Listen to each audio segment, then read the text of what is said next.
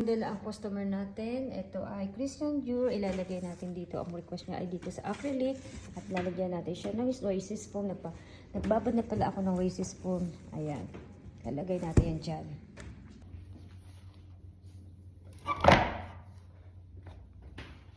Lalagay natin yan dyan. Hindi ata kasya.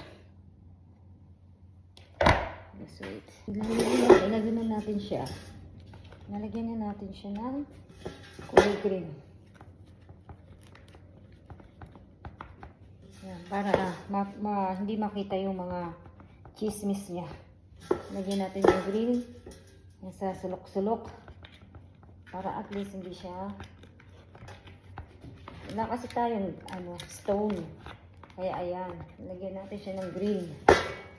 Medyo bilis-bilisan natin na konti kasi may paparating pang isa.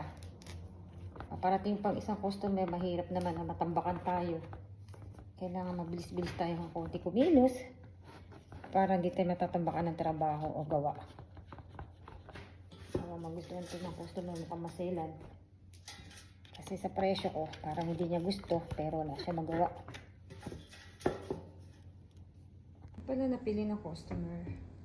Ayan siya.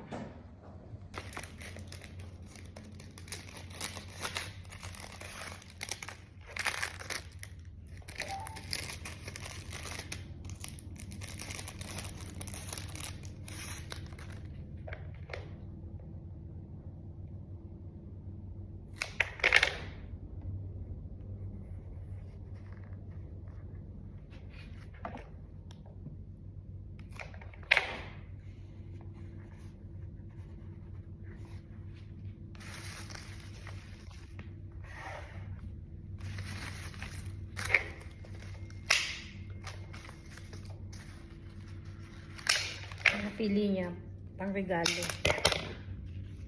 Siguro sa kaibigan niya, maliit. Wait, maliit ang pagkakaputol ko.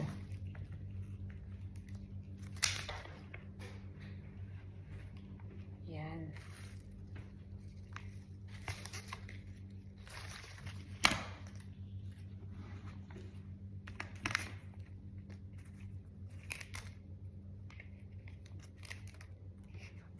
Pabukan natin itong carnation guys para malaki siyang tignan. Ito yung napili niya.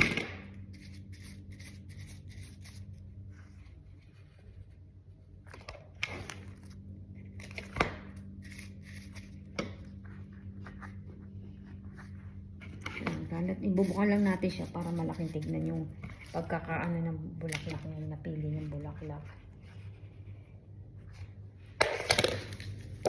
Ayan, ito.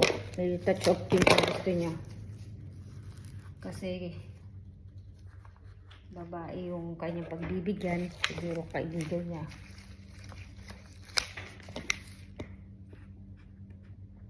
Ayan. Diba? Para sulit naman kasi. Ayan. Ganda ba guys?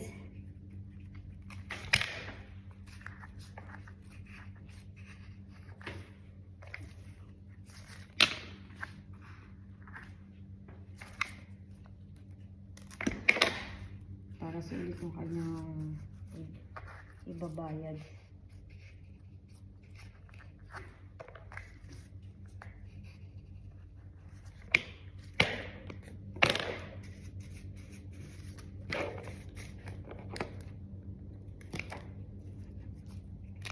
Baan natin ng konti. Ayan. Okay na ba, guys? Pwede na ba? Ayan. Ang kalabasan niya. Lagyan na lang natin siya ng dahon-dahon. Lagyan na siya ng dahon. Para matakpan yung chismis. Kumbaga, mga chismis.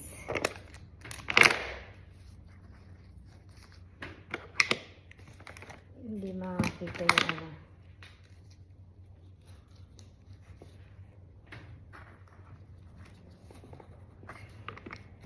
Kasi babalikan daw niya to agad eh, kaya nagmamadali ako. Baka may dumating na customer.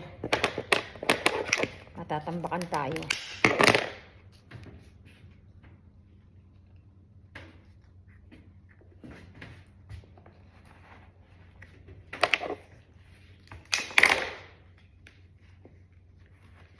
Ayan.